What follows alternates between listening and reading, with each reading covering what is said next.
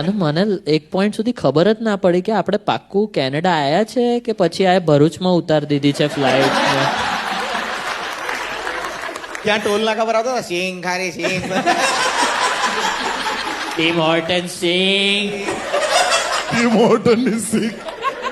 મને તો હું છે ને cashier, I use to work as a cashier. Canadian Tire કરીને એક હાર્ડવેર શોપ છે, તો ત્યાં હું કેશિયર તરીકે કામ કરતી હતી અને એક પંજાબી કાકા આવ્યા હતા ત્યાં.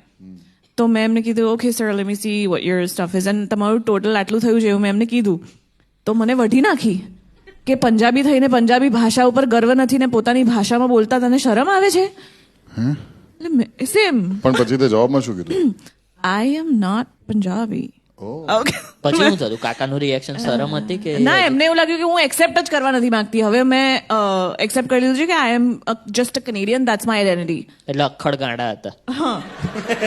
છણકો કરીને જતા. તઈ જઈને કોણ સ્વદેશ સ્વદેશ રમે? રિવર્સ આ તો. મોહન ભાર્ગવ આખા ગામને નાસા લઈ